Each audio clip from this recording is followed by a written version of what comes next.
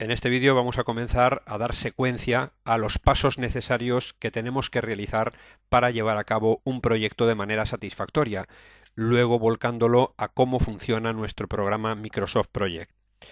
Todo proyecto requiere de una previa planificación. Este es el paso fundamental y vital para que se desarrolle bien sin improvisaciones nuestro proyecto.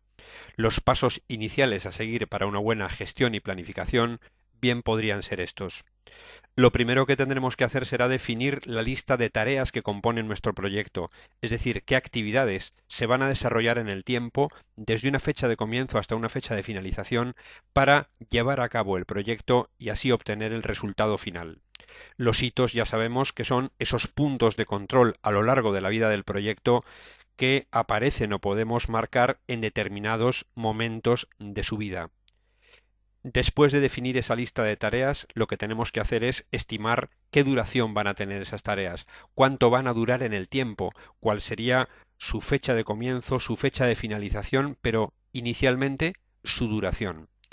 A partir de ahí, algunas tareas se pueden engarzar en el tiempo, se pueden relacionar, se pueden vincular, es decir, que la tarea 2 perfectamente podría a lo mejor comenzar cuando finalice la tarea 1, o no, 2 días antes de que finalice la tarea 1, o quizás una tarea 3 podamos empezarla cuando queramos dentro de el periodo de tiempo en el que se extiende nuestro proyecto sin necesariamente estar vinculada con ninguna otra.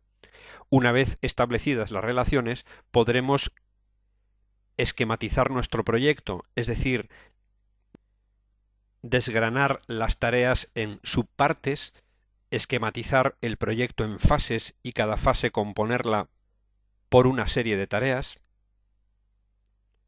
La evaluación de los recursos del proyecto es otro paso importante, es decir, para realizar esas tareas, qué elementos necesitamos, qué materias primas, qué personas, qué equipamiento necesitaremos para llevar a cabo esas tareas.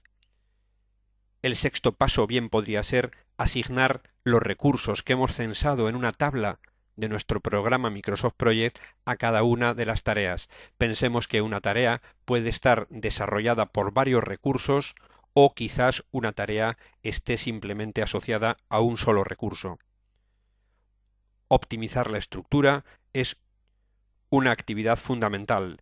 De esta manera podremos mejorar nuestro proyecto, hacer más certeros los plazos, los tiempos, las duraciones, es decir, exprimir de alguna manera todo lo que hemos plasmado en nuestro proyecto como para que tenga un desarrollo mejorado. En cuanto a la duración de las tareas y su definición inicial, podemos decir lo siguiente. Lo primero que vamos a establecer en un proyecto, ya lo hemos comentado en otros vídeos de este curso, es establecer una fecha de comienzo. A partir de ahí, las tareas se irán engarzando en el tiempo, se irán secuenciando en el tiempo y de ahí obtendremos una fecha de finalización del proyecto. También, para un mejor control, podremos establecer hitos o puntos de control a lo largo de las tareas de nuestro proyecto para hacer un seguimiento más certero. En cuanto a la duración de las tareas, vamos a comentar que la estimación de la duración de las tareas es muy importante.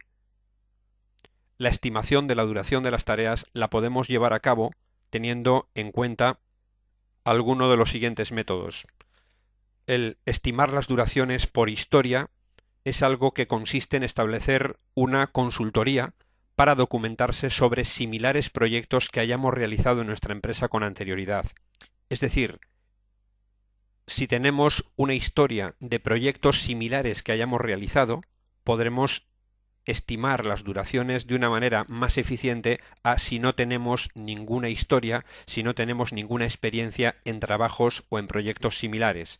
Por ejemplo, si deseamos establecer la duración para las tareas que componen un proyecto de instalación de fibra óptica en un edificio, quizás podamos alcanzar o estimar las duraciones de las tareas teniendo en cuenta algún proyecto que hayamos realizado con anterioridad, quizás de instalación de cobre o de otro tipo de soporte para la transmisión de datos. Otro sistema para la determinación de las duraciones es la participación. Consiste en contar con personas que tengan experiencia en proyectos exactamente iguales. Si nosotros no tenemos experiencia o no tenemos una historia anterior a proyectos ni idénticos ni similares, lo que tendremos que hacer será contar con personas pertenecientes a otras empresas, quizás en otras provincias, que pertenezcan a nuestro grupo de distribución, que hayan realizado instalaciones similares de fibra óptica en edificios, de lo cual ellos nos podrán comunicar cuál fue su experiencia y qué duraciones tuvieron que establecer inicialmente para sus proyectos. Otro sistema sería la intuición, es decir, contar con personas que hayan realizado proyectos con similares, no idénticas características. Por lo tanto, podríamos contar con empresas que han realizado o con personas, instaladores, autónomos que han realizado ese tipo de instalación o algo similar con anterioridad. Por último, la indeterminación aparece cuando tenemos que establecer duraciones en algo, en proyectos de nueva creación. No hay proyectos anteriormente desarrollados, no tenemos precedentes y entonces nos basaremos en estimaciones iniciales que se irán consolidando a medida que nuestro proyecto se desarrolle. No hay un algo, no hay una pauta establecida de antemano para fijar las duraciones. Respecto al concepto de demora, decir lo siguiente. Una tarea tiene una fecha de comienzo y una fecha de finalización, lo cual determina la diferencia entre fechas, la duración que tiene esa tarea. Pues bien, hay tareas que pueden de alguna manera desplazarse, empujarse en el tiempo, estableciéndose así una diferencia entre fechas de comienzo, por ejemplo, denominada demora. Hay tareas que permiten demorarse en el tiempo a lo largo de nuestro proyecto sin influir en las fechas de comienzo de las tareas que vienen después, de las tareas sucesoras, y, en consecuencia, no mueven ni modifican para nada la fecha de finalización del proyecto. En ese caso aparecería el concepto de margen de demora permisible. Es esa demora que se permite en el proyecto porque no afecta a las fechas de las tareas sucesoras. En los proyectos también hay tareas que no permiten demoras y entonces son tareas que pertenecen a la ruta crítica. Esas tareas se denominan tareas críticas y simplemente con moverlas en el tiempo dentro de nuestro proyecto alterarán la fecha de finalización del proyecto.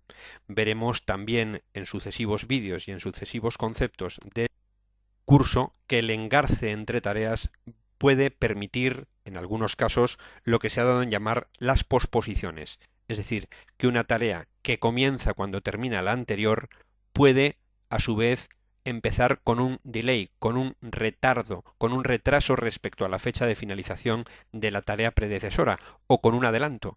Es decir, la tarea B comienza cuando termina la tarea A, pero con 2 días antes de que termine la tarea A. Esa posposición de -2D, de -2 días, es algo que podremos reflejar en nuestro proyecto dentro de Microsoft Project. Vemos en este caso que la fecha de finalización queda modificada.